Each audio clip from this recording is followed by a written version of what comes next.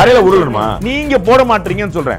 நான் சொல்றது ஊடகங்கள் செயல்படலாம். நீங்க சொன்னீங்க அவர் ட்விட்டரை போய் பாருங்க அப்படின்னு நீங்க சொல்றீங்க. அறிக்கை போய் பாருங்க. என்ன பண்ணணும்? கரையில உருளணுமா?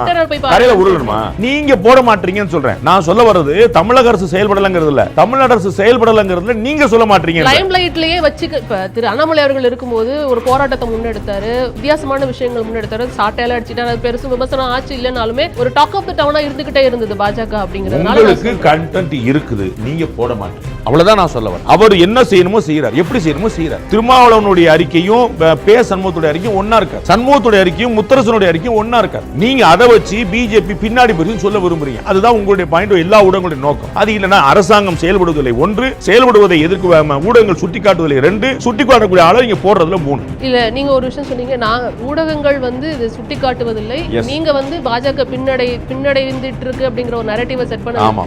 ஃபர்ஸ்ட் இந்த டாபிக் ஏன் எடுக்கிறோம் அப்படின்னா, இது அமைதியா இருக்கிறதுனால தான் எடுக்கிறோம். மெயின் ஸ்ட்ரீம் ஊடகங்கள் இதை அமைதியா இருக்கிறாங்க. எதை வச்சு சொல்றீங்க? ஒரு நிமிஷம். ஒரு 15 நாளா நயினார் நாயந்திரன் அறிக்கை வரல அப்படின்னு சொல்லுங்க, நீங்க அமைதின்னு சொல்லுங்க. 15 நாளா அவர்ட்ட ஒரு ட்வீட் கூட வரலன்னு சொல்லுங்க, நீங்க சொல்லுங்க. நீங்க என்ன எதிர்பார்க்கறீங்க? அவர் தரல உருணுமா? இல்ல மெயின் ஸ்ட்ரீம் ஊடகங்கள் கட்டமைக்குது அப்படின்னு நீங்க சொன்னாலுமே, ஊடகங்கள்னு சொல்றேன். அதுதான் சொல்றேன். நீங்க நான் எல்லாருமே சொல்லுவேன். ஊடகங்கள்னு நீங்க சொன்னாலுமே நான் அதை வித்தியாசப்படுத்த விரும்புறேன். நல்லா பண்ணலாம். அது பாஜக அமைதியா இருக்குங்கிறதுனால தான் நாங்க உங்ககிட்ட கேக்குறோம். அமைதியா இருக்குன்னு எல்லா ஊடகங்களும் அப்படி அமைதியா இருக்குன்னு என்னன்னு கேக்குறேன். நான் கேட்க அமைதியா இருக்குன்னு என்ன? நான் தான் உங்களுக்கு நயினார் நாயந்திரனுடைய 15 நாள் அறிக்கை பாருங்க, நயினார் நாயந்திரன் 15 நாள் பேட்டியை பாருங்க, நயினார் நாயந்திரன் 15 நாள் ட்விட்டர் பாருங்க. அவர் என்ன கொடுக்க, தூத்துக்குடி ஏர்போர்ட்ல கொடுக்குறாரு, சென்னை ஏர்போர்ட்ல கொடுக்குறாரு, ஆர்ப்பாட்டத்தை கொடுக்குறாரு. இப்ப போய் ஆசிரியர்கள் நம்ம போராட்டத்தில் போய் கலந்துக்கிட்டாரு.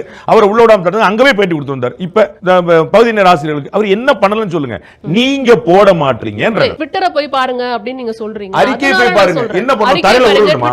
கரையில உருளணுமா? நீங்க போட மாட்டீங்கன்னு சொல்றேன். நான் சொல்ல வர்றது தமிழக அரசு செயல்படலங்கிறது இல்ல. தமிழ்நாடு அரசு செயல்படலங்கிறதுல நீங்க சொல்ல மாட்டீங்க. லைம் லைட்லயே வச்சு இப்ப திரு அண்ணாமலை அவர்கள் இருக்கும்போது ஒரு போராட்டத்தை முன்னெடுத்தாரு, வித்தியாசமான விஷயங்கள் முன்னெடுத்தாரு, சாட்டையில அடிச்சிட்டாரு, அது பெருசு விமர்சனம் ஆச்சு இல்லனாலுமே ஒரு டாக் ஆஃப் தி டவுனா இருந்துகிட்டே இருந்தது பாஜக அப்படிங்கிறதுனால. உங்களுக்கு கண்டென்ட் இருக்குது, நீங்க போட மாட்டீங்க. அவ்வளவுதான் நான் சொல்ல வரேன். அவர் என்ன செய்யணுமோ செய்யறார், எப்படி செய்யணுமோ செய்யறார். திருமாவளவனுடைய அறிக்கையும் சண்முகத்துடைய அறிக்கையும் ஒன்னா இருக்காது. சண்முகத்துடைய அறிக்கையும் முத்தரசனுடைய அறிக்கையும் ஒன்னா இருக்காது. நீங்க அதை வச்சு பிஜேபி பின்னாடி போய் சொல்ல விரும்புறீங்க. அதுதான் உங்களுடைய பாயிண்ட், எல்லா ஊடகங்களுடைய நோக்கம். அது இல்லனா அரசாங்கம் செயல்படுவதில்லை ஒன்று, செயல்படுவதை எதிர்க்க ஊடகங்கள் சுட்டிக்காட்டுவதில்லை ரெண்டு, சுட்டிக்காட்டக்கூடிய ஆளை நீங்க போடுறதுல மூணு. இல்ல நீங்க ஒரு விஷயம் சொன்னீங்க, நான் ஊடகங்கள் இது சுட்டிக்காட்டுவதில்லை, நீங்க பாஜக பின்னடைந்துட்டு இருக்கு அப்படிங்கிற ஒரு நரேட்டிவை செட் பண்ண. Behind Notes Beyond the News with Rangiraj Pandey. Title sponsor GT Holidays, South India's #1 travel brand. Powered by Medway Hospitals. ஆரோக்கியத்திற்கான சிறந்த வழி டாக்டர் ஸ்ரீவர்மா வெல்னஸ். அனைத்து நோய்களுக்குமான ஆயுர்வேத மருத்துவம் தமிழகம்.